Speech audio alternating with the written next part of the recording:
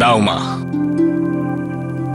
বাবা, এবার অন্তত এইখানে 1 সপ্তাহ থেকে যা। মা, আমি তোমার কথা শুনে থেকে যেতে পারতাম। ইন্দোরে কালকে বিশাল বড় সম্মেলন, আমাকে ওখানে যেতেই হবে মা। সবিতা, ও শুধু এখন আমাদের ছেলেই নয়, একজন বড় ব্যক্তিত্ব। কত ভক্ত হয়েছে, কি বলো? ঠিক আছে, তাহলে কাল সকালে আমরা দুজন বেরোবো। ঠিক করে বলছো তো দাদা? না হলে আমি ট্যাক্সি ডেকে নেবো। আরে না না, আমি তো কিন্তু ছেড়ে দেবো, সন্ধ্যের মধ্যে আমি ফিরে আসবো।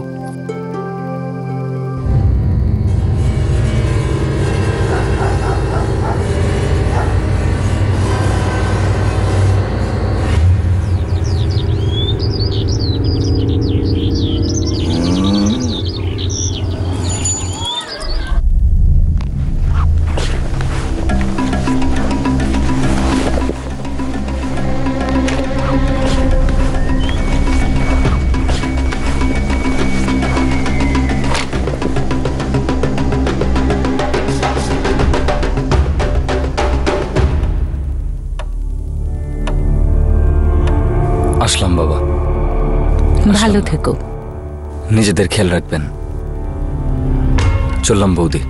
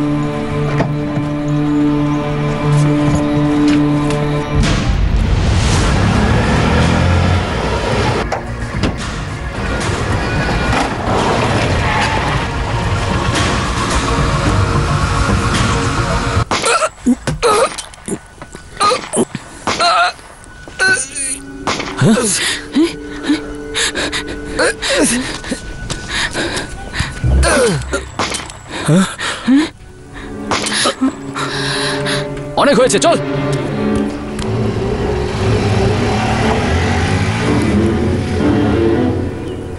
যোগেন, যোগেন, যোগেন, যোগেন, কি হয়েছে আমার সোনা? যোগেন, চোখ খোল বাবা। যোগেন, যোগেন, চোখ খোল।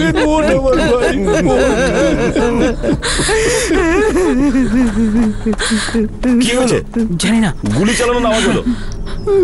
যোগেন, চোখ খোল সোনা। কি হয়েছে মুকেশ বাবু? দুটো পুলিশের লোক এসেছিল আর গুলি চালাতে লাগলো।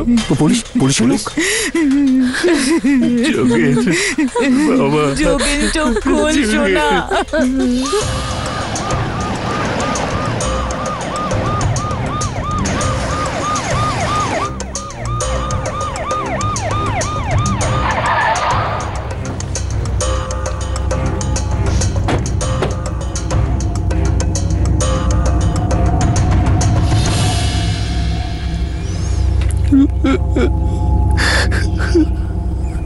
আমার ভাইও যোগেন্দ্র যোশী।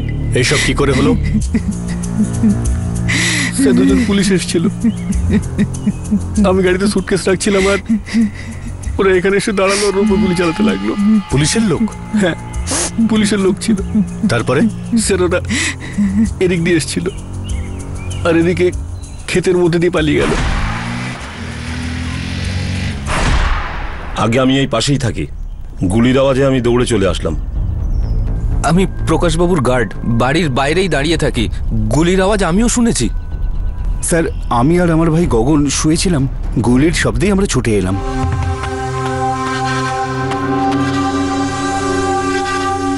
কি হয়েছে এখানে? স্যার, যোগেন্দ্রবাবুকে কেউ গুলি করেছে। হে ভগবান! খুব নামকরা পণ্ডিত ছিলেন উনি, কালকেই এসেছিলেন রামলীলার উদ্বোধন করতে। যাচ্ছিল কোথায়? মুকেশ জানতে পারে। ইন্দোর যাচ্ছিল, ও ওখানেই থাকে। দুদিন পরে একটা সম্মেলন শুরু হওয়ার কথা ছিল। আর সেজন্যই ওকে ওখানে যেতে হতো।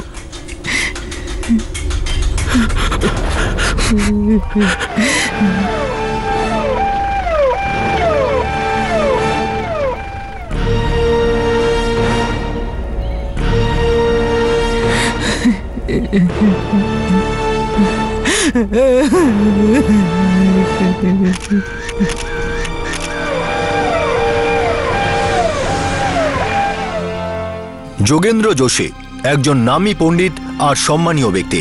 ওনাকে দিনে দুপুরে গুলি করে দুজন লোক মেরে ফেলেছিল যারা পুলিশ সেজে এসেছিল। খুন করার জন্য ওনাকে খুব কাছ থেকে গুলি করা হয়েছিল। আর যোগেন্দ্র যোশীর সঙ্গে সঙ্গে ঘটনাস্থলে মৃত্যু হয়। কি ছিল এটা? কোনো এনকাউন্টার, কোনো ষড়যন্ত্র, নাকি একটা সুচিন্তিত প্ল্যান?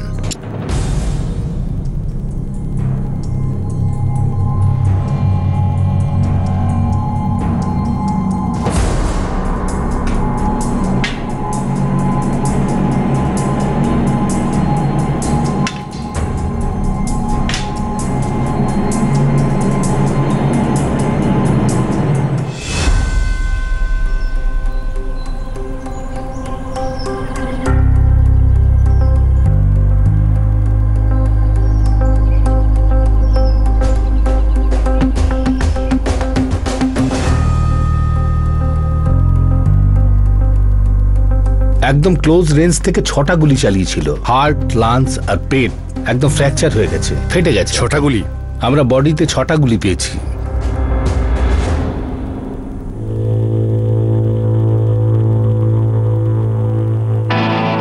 ছটা গুলি বডি থেকে আর 2টো ক্রাইম স্পট থেকে। 6টা গুলি চালানো হয়েছে যোগেন্দ্র যোশীকে আর 2টো গুলি মুকেশ যোশীকে।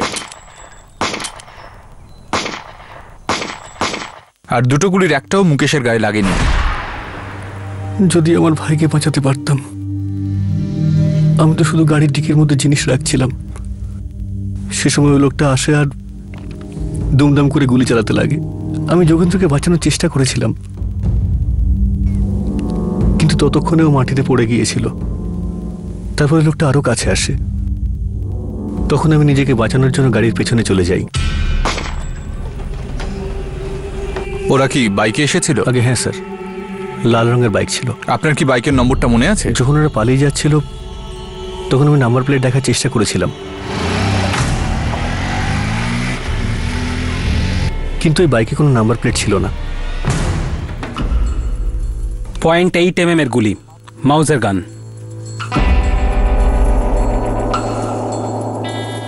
এই ধরনের বন্দুকের ব্যবহার পুলিশ ফোর্সে করা হয়।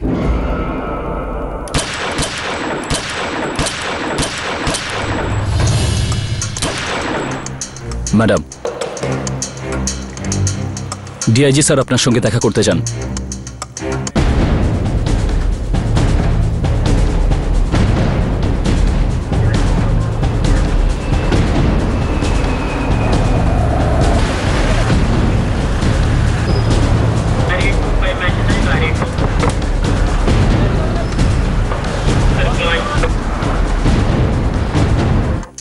স্যার, সব চেকপোস্টে খবর দেওয়া হয়েছে, প্রত্যেক জায়গায় তল্লাশিও করা হচ্ছে। বাইকে কোনো নাম্বার প্লেট ছিলই না। এই যোগেন্দ্র যোশী খুবই নামী ব্যক্তি ছিলেন, খুবই সম্মানীয়। সেটা আমি জানতে পেরেছি। মামলাটা শেষ করার জন্য ওপর মহল থেকে আমার ওপর চাপ আসা শুরু হয়ে গেছে। বুঝতে পারছি স্যার। এই ইনভেস্টিগেশনে স্পেশাল সেল আপনাদের সাথে থাকবে। রাইট স্যার, এটা হাই প্রোফাইল কেস। স্যার, জানতে পেরেছি যে যোগেন্দ্র যোশী সমাজের নামি দামি মানুষজনের বাড়িতে পুজো পাঠ যাগযজ্ঞ করতেন। সবাইকে নজরে রাখতে হবে। তখন থেকে আমার একটা কথা মাথায় ঘুরছে যে এরকম একটা লোককে মারার জন্য পুলিশের ব্যবহার কেন করলো। স্যার, হতে পারে যে ওরা নকল পুলিশ।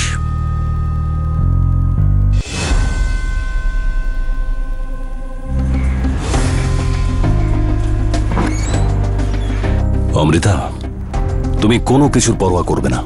আমাদের এই কেস খুব তাড়াতাড়ি ক্র্যাক করতে হবে। হয়ে যাবে স্যার। এই যোগেন্দ্র যোশী হত্যাকাণ্ডে অনেক লোক অসন্তুষ্ট। যত শীঘ্র পারো এই কেসটা সলভ করো। স্যার,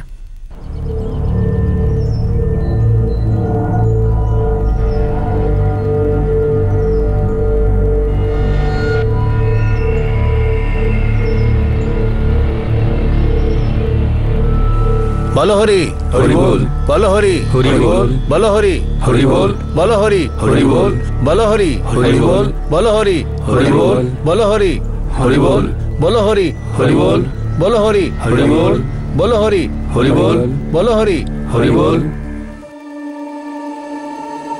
ওরা লাল রঙের বাইকে এসেছিল, নাম্বার প্লেট ছিল না।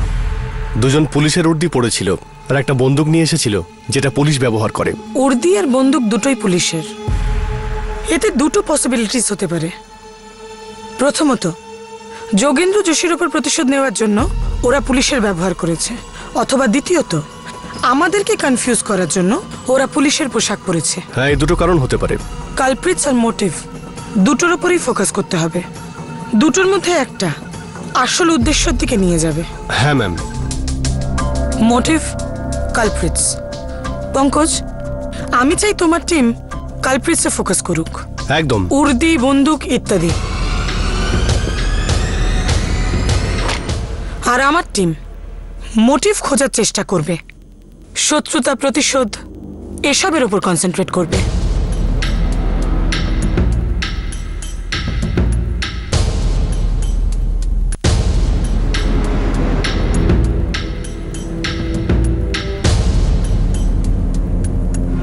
যখনই দুটো টিমের তদন্ত একটা কমন পয়েন্টে আসবে, আমরা বসে রিপোর্ট তৈরি করব। Right ma'am.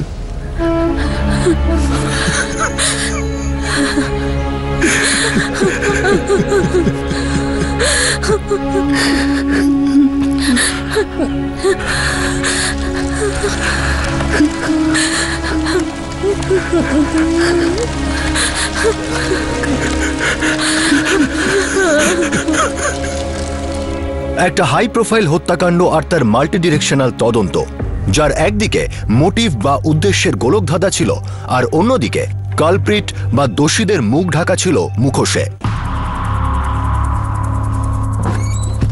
স্যার, রাজ্যের সমস্ত থানা থেকে খবর পাওয়া গেছে যে একটাই মাউজার গান চুরি হয়েছে, ভোপালের কোনো ইন্সপেক্টরের বাড়ি থেকে।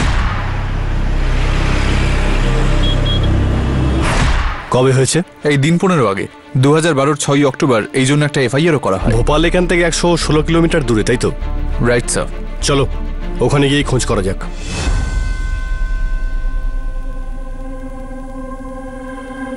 আমার ছেলে আমার পথেই চলেছিল, আর শুধুমাত্র নিজের পরিশ্রম দিয়েও একজন খুব বড় পণ্ডিত হয়েছিল। নিজের লেখাপড়া শেষ করে যোগ্যতা অর্জন করেছিল। জীবনেও যা কিছু পেয়েছে নিজের পরিশ্রম, সততা আর নিষ্ঠার কারণেই পেয়েছিল। ভূপেশ বাবু, আপনি উদয়পুরের প্রধান। আপনার ছেলে বড় বড় মানুষের বাড়িতে গিয়ে পূজা পাঠ যাগযজ্ঞ করত।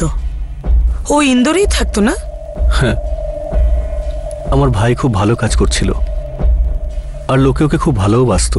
আপনার স্ত্রী অনিতা ও ইন্দোরের বাসিন্দা? আগে হ্যাঁ। চললাম বৌদি। মুকেশ বাবু, আপনি কি ওই খুনিদের ঠিক করে দেখেছেন? ওদের চেহারা বলতে পারবেন যাতে স্কেচ বানাতে পারি? আসলে আমি ভালো করে দেখতে পাইনি, কারণ ওরা দুমদাম গুলি চালাচ্ছিল। আমি অনেকবারই আমার ভাইকে বাঁচানোর চেষ্টা করেছিলাম, কিন্তু ওরা আমার উপরও ফায়ারিং করতে থাকে আর আমি গাড়ির পেছনে লুকিয়ে পড়ি।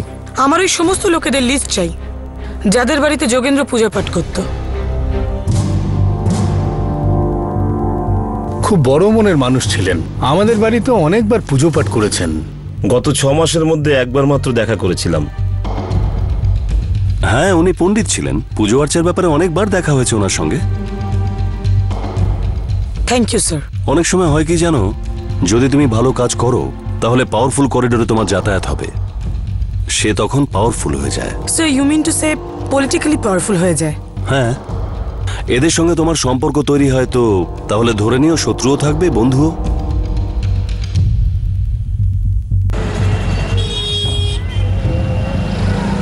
খুব গুণী লোক ছিলেন যোগেন্দ্র বাবু। পারিবারিক কোনো ঝামেলা ছিল? আরে না সাহেব, খুব ভালো পরিবার। আর ওনার বাবা ভূপেশ বাবু, গ্রামের সবাই ওনাকে চেনে। আর যোগেন্দ্র বাবুও বড় পণ্ডিত ছিলেন। আর মুকেশ বাবু গ্রামের ঠিকাদারি করেন। ভূপেশ যোশী তো এখানকার প্রধান। হ্যাঁ সাহেব, গত বছরই ভোটে জিতেছেন।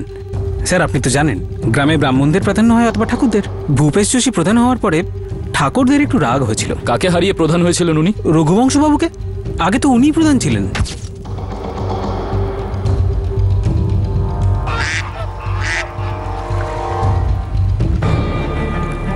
5 তারিখে চুরি হয়েছিল। শুধু বন্দুক চুরি হয়েছিল, আপনার উর্দি নয়? পুরো এলাকাতে আমি খোঁজ খবর নিয়েছিলাম, কিন্তু ওর কোথাও কোনো খোঁজ খবর পাইনি। আর গুলিগুলো? বন্দুকের ম্যাগাজিন লোডেড ছিল। খোঁজ করুন, সবাইকে হাজির করুন। এই চুরির সঙ্গে নিশ্চয়ই যোগেন্দ্রর খুনের কোনো সম্পর্ক আছে। করছি। খোঁচরদের খবর দাও। মনে হচ্ছে কেউ প্ল্যান করে পুলিশের উর্দি ব্যবহার করেছে। স্যার।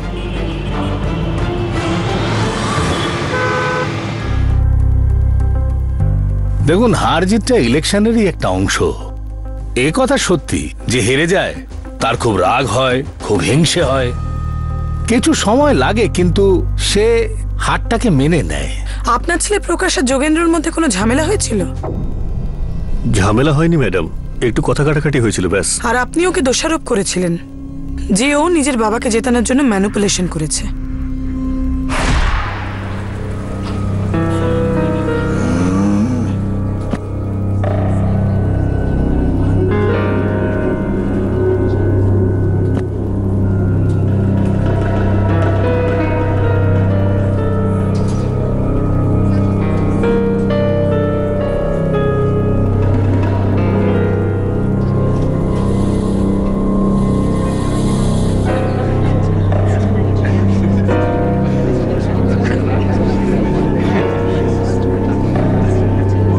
ভোট গণনা অনুযায়ী শ্রী ভূপেশ যোশী 243 ভোটে জিতেছেন।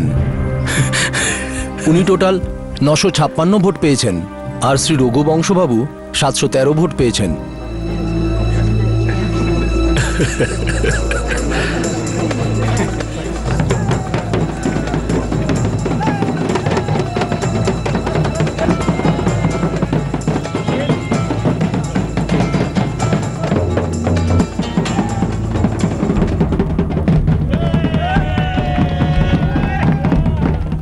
তুমি ভোটদানে গন্ডগোল করেছো, নিজের ক্ষমতার অপব্যবহার করে তুমি মোটেই ভালো করনি যোগেন্দ্র। প্রকাশবাবু, আপনি অদ্ভুত মানুষ দেখছি।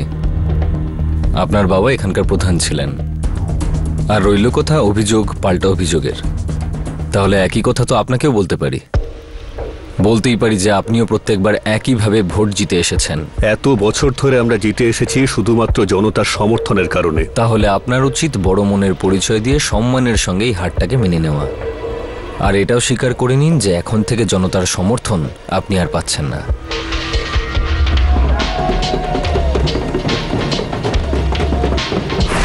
হ্যাঁ, আমার রাগ হয়েছিল, কিন্তু সে তো প্রায় 1 বছর পার হয়ে গেল।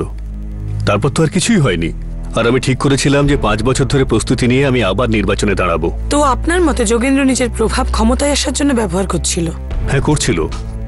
ও সে ক্ষমতা ছিল, কিন্তু তার মানে এই দাঁড়ায় না যে আমি আর আমার বাবা ওকে পথের কাঁটা ভেবে এখান থেকে সরিয়ে দিতে চাইব। প্রকাশ আর ওর বাবার ফোন রেকর্ডস বের করো। আমার মনে হয় এর মধ্যে থেকে কোনো না কোনো ক্লু আমরা পাবোই। Yes ma'am. আর একটা কথা পিয়ুষ, মুকেশ যোশীর ব্যাকগ্রাউন্ড ডিটেলস বের করো। আমরা কোনো অ্যাঙ্গেলে ছেড়ে দিতে চাই না। Sure ma'am. ওম পুণ্ডরিকাক্ষং নরকান্তম শঙ্খচক্র গদাধর শ্রীনাথং শ্রীধরং মঙ্গলম মঙ্গলাধম। ওম শান্তি। স্যার, পুরো জেলায় খাকি উর্দি শুধুমাত্র 7টা দোকানে পাওয়া যায়। আর এই কাজের জন্যই পুলিশের উর্দি বানানো হয়েছে।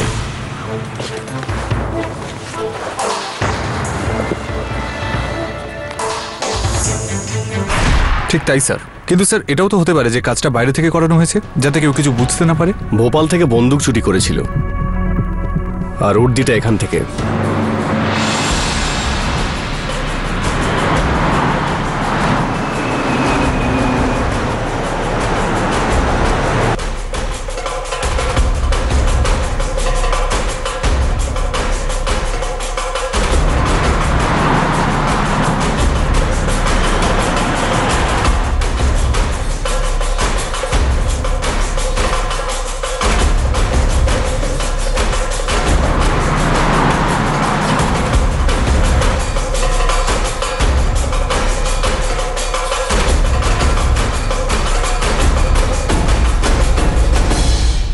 গত 2 মাসে প্রায় 56 জন খাকি পোশাক কিনেছে। চিন্তার বিষয়। খাকি কাপড় দিয়ে হয় পুলিশের উর্দি বানিয়েছে অথবা এনসিসি। বাস কন্ডাক্টর, ড্রাইভার কিংবা চৌকিদার, তারাও তো হতে পারে। সব রসিদের নাম তো রয়েছে, কিন্তু কন্ট্যাক্ট নাম্বার কিছু নেই। আর নামগুলোও কোথাও গিয়ে কমন, সেটা পুলিশেরও কেউ হতে পারে বা সার্ভিসের কেউ। যদি খাকি কাপড় কিনে থাকে তাহলে সেলাইও নিশ্চয়ই করেছে। টেলার্স সবসময় নাম্বার নেয় ট্রায়ালস আর ডেলিভারিজ এর জন্য। হতে পারে, আর এর জন্য নিশ্চয়ই টেলার্সের কাছে গেছে। তাহলে খোঁজ নাও। তাছাড়া মোটিভের ক্ষেত্রে আমাদের কাছে কোনো লিড, কোনো সূত্র নেই। Yes ma'am.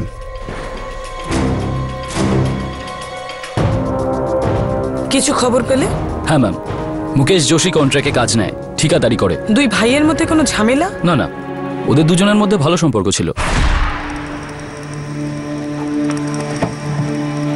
কিন্তু এই কিলার্স তো বিশেষ করে যোগেন্দ্র যোশীকেই মারতে এসেছিল। আর একটা খবর জানতে পেরেছি ম্যাম, গত বছর গ্রামের রাস্তা বানানোর কন্ট্রাক্ট মুকেশ যোশী পেয়েছিল। তাতে কারোর প্রবলেম? হ্যাঁ, আর একটা ঠিকাদার ছিল, এটা নিয়ে তার সমস্যা ছিল। ও টেন্ডার জমা দিয়েছিল। কে? গজানন্দ শাস্ত্রী।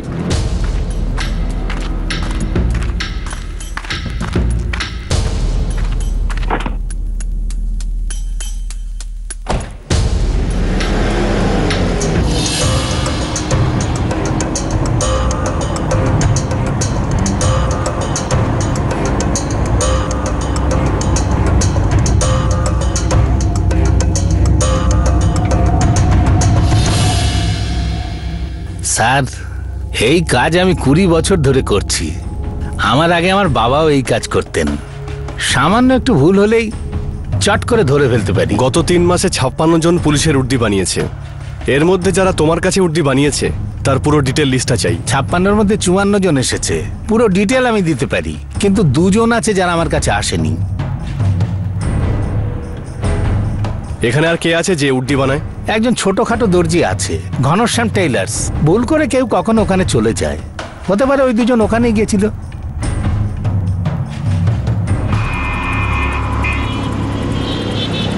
আগে আমারও রাগ হয়েছিল, আমিও টেন্ডার পড়েছিলাম। আমি কোনো অংশে কমতি নই। টেন্ডার পাননি তাই যোগেন্দ্র আর তার ভাইয়ের উপর এত রাগ? আমিও খুব হয়রান হয়ে গিয়েছিলাম, কিন্তু আপনি যদি এগুলো যোগেন্দ্র হত্যার সাথে কানেক্ট করেন তবে মাফ করবেন, আপনি ভুল রাস্তায় যাচ্ছেন। তার মানে? আরে ম্যাডাম, যোশীবাবু অনেক পাওয়ারফুল মানুষ ছিলেন। দেখুন, আমরা ওনার উপর রাগ করতে পারি, কিন্তু এত কিছু করার ক্ষমতা আমাদের নেই। আর যদি কিছু করেও থাকি তাহলে এতদিন যা কামিয়েছি সব শেষ। ঠিক আছে, এক জায়গায় হলো না অন্য জায়গায় হবে। ঠিকাদারিতে এসব চলে। ঝগড়া আর শত্রুতা এই সবের মোটিভ তো অনেক ছিল, চারদিকে ছিল, সব জায়গায় ছিল, কিন্তু কোনোটারই সোজাসুজি সম্পর্ক যোগেন্দ্র যোশীর সঙ্গে ছিল না। সমস্ত ব্যাপারটা একটা বিষয়কেই বারবার তুলে ধরছিল যে যোগেন্দ্র যোশী একজন প্রতিষ্ঠিত আর প্রভাবশালী ব্যক্তি ছিলেন। দোষী কে সমস্ত তদন্তই সেটা জানতে করা হচ্ছিল, আর খুব শীঘ্রই কোনো না কোনো সূত্র সামনে আসতে চলেছিল।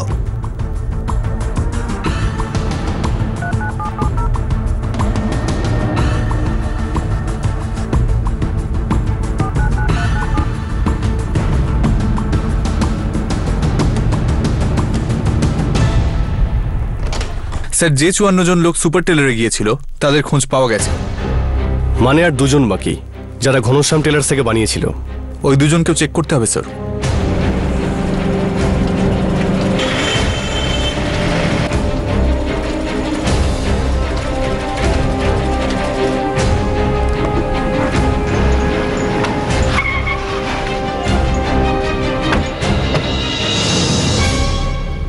স্যার, মনে হয় ভিকি নামে কেউ এটা তৈরি করিয়েছিল। 2টো উর্দি? হ্যাঁ স্যার। কবে, কত তারিখে? 7ই অক্টোবর? হ্যাঁ স্যার, 7ই অক্টোবর। 5ই অক্টোবর ভোপাল থেকে পুলিশের বন্দুক চুরি হয়েছিল, আর 7ই অক্টোবর উর্দি বানানো হয়েছিল। 9ই অক্টোবর ছিল ডেলিভারির ডেট, আর নম্বরগুলো লেখা আছে।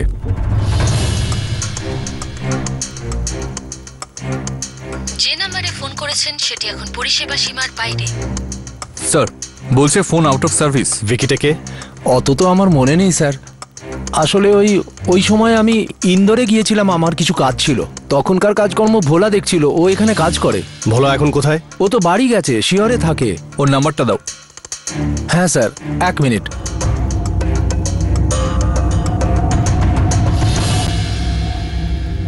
আপনি যে নাম্বারে ফোন করেছেন সেটি। স্যার, ভোলা সিং এর ফোনও তো বলছে আউট অফ সার্ভিস। কোনো বড় চক্রান্ত মনে হচ্ছে। আর ভিকির ফোনের ডিটেল কালকের মধ্যে পেয়ে যাব। আশা করছি ওর থেকে কিছু তথ্য পাওয়া যাবে।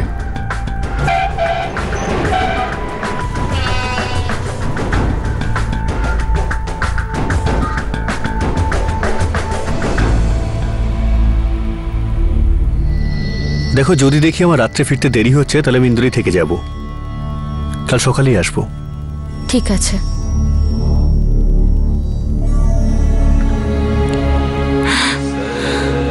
এখন কোন জিনিসের আর কি প্রয়োজন সুবিধা,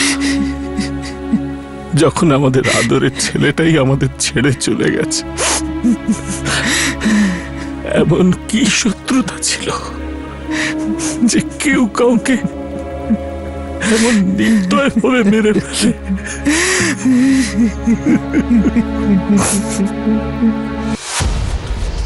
এখানে কেউই ভিকিকে চেনে না, আর এই নামে এই গ্রামে কেউ থাকেই না, এমনকি ডাকনামও নয়। আই এম শিওর ও যেই হোক, ওর এই কেসের সাথে নিশ্চয়ই কোনো যোগাযোগ আছে। টেলারের কাছে দুটো উর্দি বানানো হয়েছিল,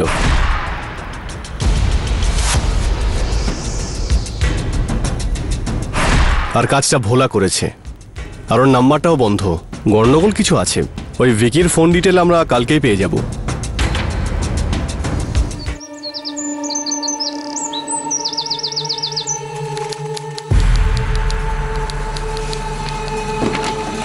স্যার, এই ভিকি বলে লোকটা ইন্দোরের বাসিন্দা, আর 2012-র 5ই অক্টোবর ও একটা প্রিপেড সিম নেয়, যেটা থেকে 3টে নাম্বারে ফোন করা হয়েছিল, যার মধ্যে একটা নাম্বার ভোলার, আর বাকি দুটো নাম্বার হলো 444578765 আর 444234323, আর এই দুটো নাম্বারই আউট অফ সার্ভিস। এতগুলো নাম্বার আউট অফ সার্ভিস, আর এর মধ্যে ভিকি সিম কার্ড কেনে।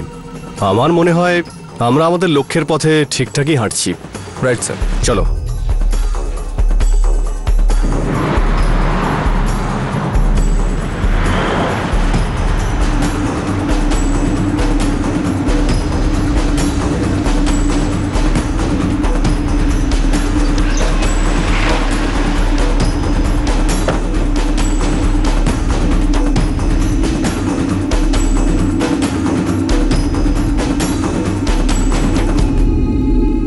বারো বাই 45 ভবানীনগর, কিন্তু দরজা তো বন্ধ।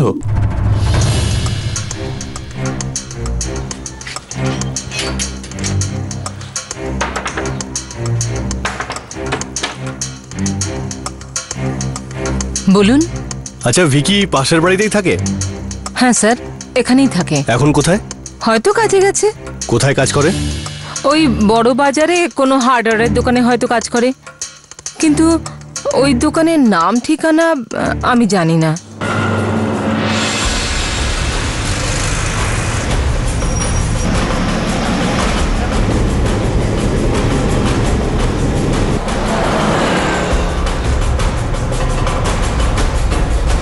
হ্যাঁ স্যার, ভিকি এখানেই কাজ করে। এই ভিকি তো ওই ছেলেটাই যে ভবানীনগরে থাকে? হ্যাঁ স্যার। এখন কোথায় ও? ও একটু কাজে গেছে, আধ ঘন্টা বাদেই ফিরবে। স্যার, কি ব্যাপার?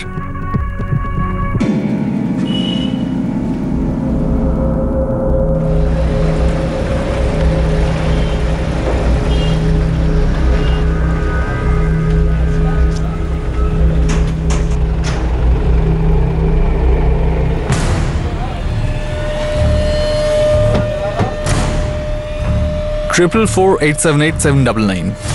এবার বল, এটা তোর নাম্বার না? না স্যার, এটা আমার নাম্বার নয়।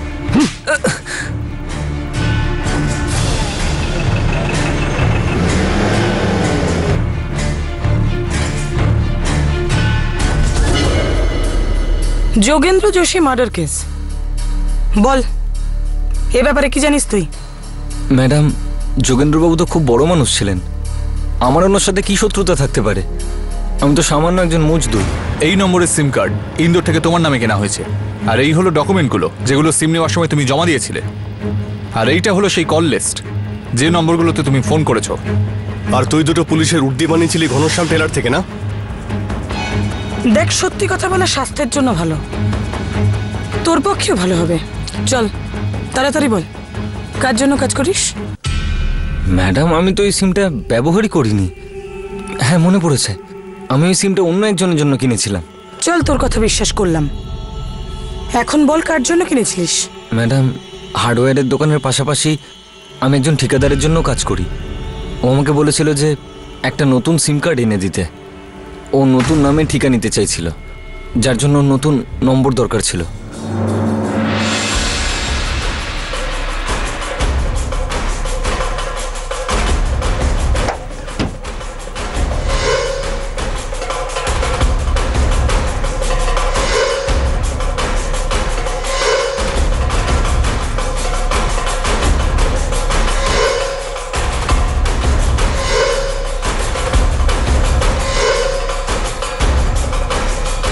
কে সেই ঠিকাদার?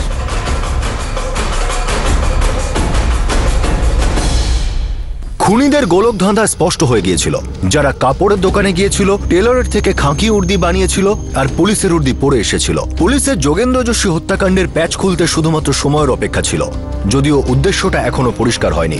যারা এই অপরাধটা করেছিল তদন্ত কি সেই অপরাধীদের সন্ধান দিতে পারবে, নাকি পুলিশ ইতিমধ্যে যে সূত্রগুলো পেয়েছিল সেগুলো তাদের গোলক ধাঁধায় ফেলছিল?